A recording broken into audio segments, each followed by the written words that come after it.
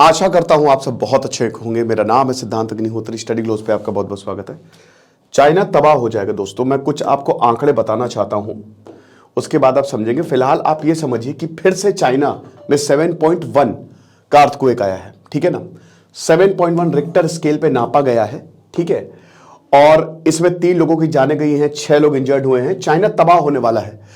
अब आप बोलेंगे सर आप ऐसे कैसे कर सकते हो। 7.2 अभी आया जिंजियांग में, तो अभी दिल्ली एनसीआर में हिला। इसके जो इफेक्ट्स है वो देखो, पहले कुछ हम डेटा को समझ लेते हैं। 69% जो चाइना है वो प्लेटूज हिल्स से सिचुएटेड है, ठीक है ना। 2/3 ऑफ चाइना, ध्यान दीजिएगा, 2/3 लगभग 66% चाइना जो है उसको रिस्क है। किस चीज का रिस्क है? फ्लडिंग का रिस्क है।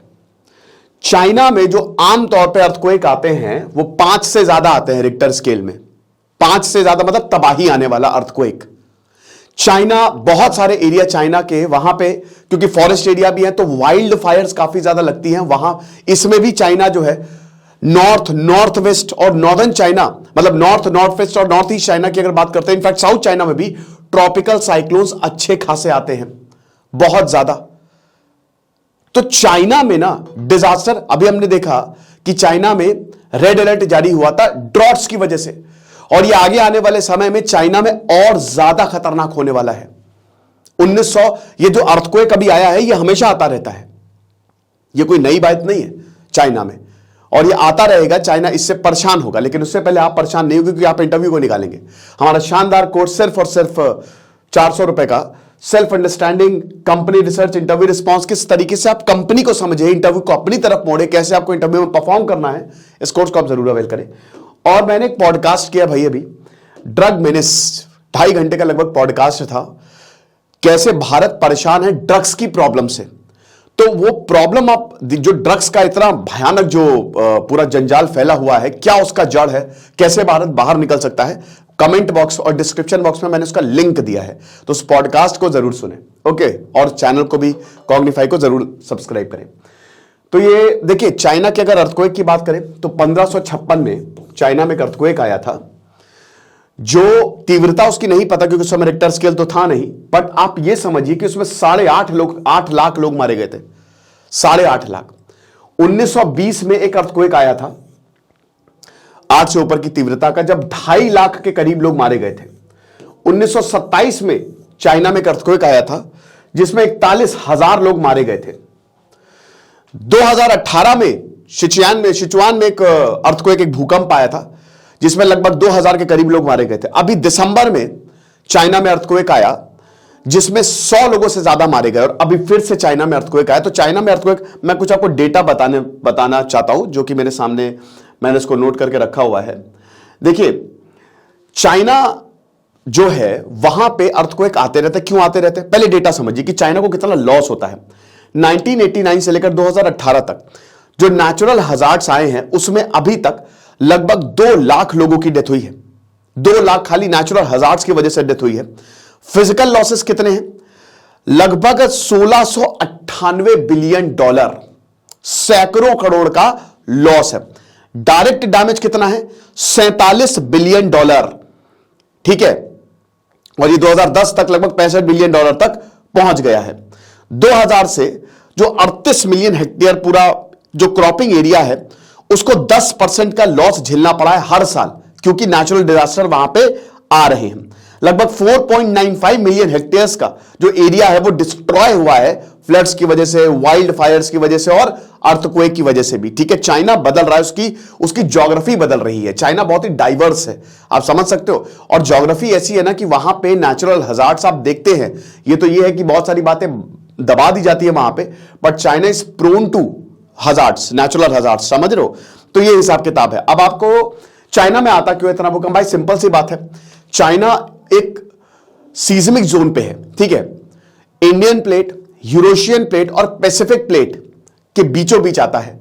इंडियन प्लेट आपको पता है नॉर्थ ईस्ट मूव कर रही है, यूरेशियन प्लेट नॉर्थ मूव कर रही है, दोनों टकरा रही हैं, ठीक है। और जब ये दोनों मूव कर रही हैं तो भाई यूरेशियन प्लेट जो है वो डिफॉर्म हो रही है, वो बदल रही है। तो जाहिर सी बात है, देखो प्लेटें क्या होती है ना, प्लेट्स या तो सबसाइड करेगी, अंदर घुसेगी जब प्लेटें, या तो देखो प्लेटें या तो आपस मतलब पास में आती है या फिर दूर जाती है, ठीक है। ओशंस में जब बहुत दूर जाती है तो वॉल्केनो निकलता है, नई क्रस्ट बन जाती है। जब वो पास आती है तो एक प्लेट घुस जाती है अंदर, तो पहाड़, हिमालय और तिब्बत ऐसे ही बना है। तो चाइना तिब्बत वाले रीजन में बहुत सारे अर्थक्वेक आते रहते इसी वजह से, ठीक है। हर साल 2 इंच तक इंडियन प्लेट बढ़ती जा रही है ऊपर। तो ये एक बहुत बड़ा रीजन है कि चाइना हाईली सीज्मिक जोन में आता है। दूसरा पॉइंट ये है कि चाइना में जो बिल्डिंग्स है ना वो बहुत अच्छे से नहीं है। चाइना में जो बिल्डिंग कोड्स है वो दुनिया के सबसे शानदार कोड्स में से एक है। बहुत अच्छे से लिखे गए हैं, बहुत अच्छे से बताया गया कि बिल्डिंग्स कैसी होनी चाहिए, बट इंप्लीमेंटेशन नहीं है। तो इसीलिए जो पुअर इंफ्रास्ट्रक्चर है वो बहुत ही खराब है। हालांकि जब आप तिब्बत जाएंगे, मैं व्लॉग्स देखता हूं, मैं तो गया नहीं हूं, हाईली डेवलप्ड है तिब्बत, है ना। रोड बना दिए, वहां पे ट्रेन बना दी, ट्रेन रेलवे लाइन बना दी है, लेकिन जो इंफ्रास्ट्रक्चर है एक भूकंप में सब खत्म। पहाड़ी एरिया है पूरा का पूरा। और चाइना का 70% लैंडस्केप प्लेट्यू, हिल्स ऐसे ही है। मैक्सिमम जो चाइना के लोग हैं वो यहां रहते हैं, किधर चला गए, ये इधर लास्ट वाले एरिया में रहते हैं, ठीक है। बहुत मतलब ये समझिए कि चाइना की अगर बात करते हैं ना तो कोई ये नॉर्थ वाले एरिया में मेन पार्ट चाइना का ये वाला एरिया है, यहां पे इतनी पॉपुलेशन है ही नहीं क्योंकि यहां पे रह ही नहीं सकते।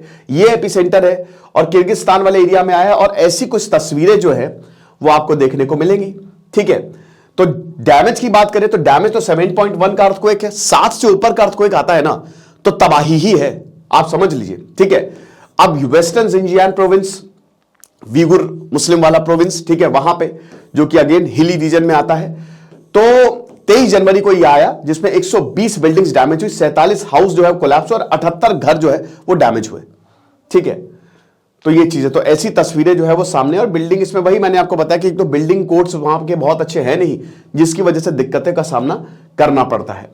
तो अब अगर आप देखो, ठीक है, तो ये सब कुछ स्टॉप किया गया, जो सर्विसेज है वो स्टॉप की गई। रेलवे डिपार्टमेंट ने तुरंत बोला कि भाई 27 ट्रेन जो हैं वो अफेक्ट हुई और तुरंत रेस्क्यू काम जो है वो शुरू करो। शी जिनपिंग जो है वो हरकत में आए। लेकिन मैंने क्या बताया कि यहां जो माउंटेन है, जो अक्सू, गांजू, सिचुआन, जिंजियांग एरिया है, ये पूरा माउंटेनियस रीजन है।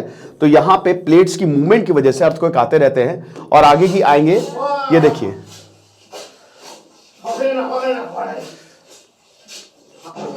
कुछ ऐसा हिसाब किताब देखने को मिला, समझ रहे हो।